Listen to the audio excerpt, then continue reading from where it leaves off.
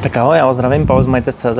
Chci vám jenom ukázat a využít toho, že za chvilku tady od nás bude odjíždět další Teslička upravená, takže se podívám jenom v rychlosti, co jsme do ní dělali.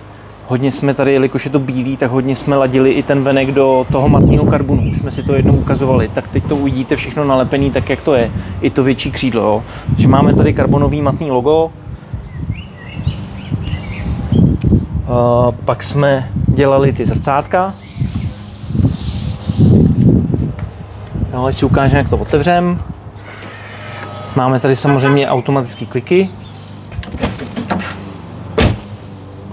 Jo, takhle jsou vidět ty zrcátka pěkně nalepený. Tak, vzadu jsme dělali tady toho víc. Dělali jsme to velký karbonový křídlo. Ve finále to vypadá docela fakt pěkně. Mně se to líbí víc, než asi to menší. Asi bych ho teďka dával. Máme tady karbonový nápis Tesla, místo znaku, že tyhle ty starší Tesly mají ještě znak. A máme tady full strip line, ty světla. Takže světla propojený vlastně tímhletím LED páskem dlouhým, nebo LED páskem, ale to je docela pěkný světlo. A mění se vlastně celý ty světlomety. Jo, celý ty světla se prostě mění, dávají se jiný. Co oni jsou trošičku tmavší než ty originály. Tak, zkusíme jenom, abyste viděli, jak to svítí.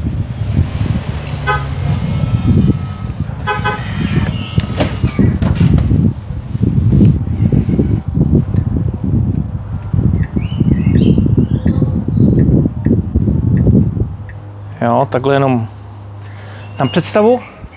Takže tohle jsme všechno dělali zvenku. A co jsme dělali zevnitř, teď to ještě není úplně vidět, ale máme tady projekční světýlka. Jo, ještě není taková tma, takže na té zemi to trošku je, ale jinak máme projekční světýlka Tesla. Dělali jsme ambientní osvětlení.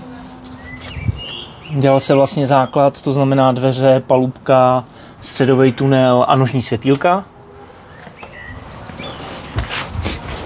Jo, tyhle ty ambientko umí třeba, já nevím, když dáte, jestli nám teďka bude fungovat, když přidávám, tak problikává červeně, přidávám teplotu a když ubírám teplotu, tak problikává modře, dá se tam nastavit různý velkomy, dá se tam nastavit i blinkry, upozornění na radary a takovéhle věci. Samozřejmě je to i vzadu ve dveřích. Dál jsme tady dávali natáčecí displej.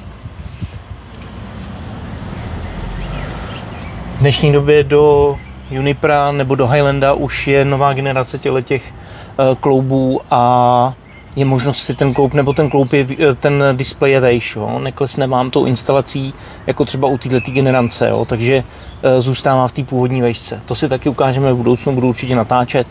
A máme tady přední displej F9, máme ho i s kamerou přední. Jo, zase to, co je tady všechno možné, jsme si ukazovali už v těch videích. Takhle vypadají vlastně, my když se nerozjedeme, tak budíčky mít nebudeme, takže budíčky vám neukážu. Tak a ještě si mrkneme, jak teda vypadá to ambientní osvětlení zádu. Jo, tamhle vidíte prostě linku, vypadá to fakt velice pěkně. Takže někdo říkal, že nevím, já vám to ještě zaberu z detailu úplně, abyste viděli, jak to je. No, když to svítí, tak to nebude tak jako vidět, jo, ale když vlastně zhasne to světlo, tak tam linku vlastně prakticky nevidíte, jo. Takže fakt je to prostě pěkný. Vypadá to, jak kdyby to tam bylo originál a ne žádná dodělávka. Takže tohle bylo ambientko. Tak. Takže jo, jenom jsem chtěl takovýhle krátký video, abyste viděli, co všechno je možný. Nebudu vám říkat, odkud jsou ty doplňky a tohle to máte v těch jednotlivých videích, kde jsme to natáčeli, ale chtěl jsem nám pochlubit, tak se nám povedla další Teslička. Takže to je zatím všechno, mějte se hezky, sledujte mě a budu se těšit do dalších videí. Pavel, ahoj.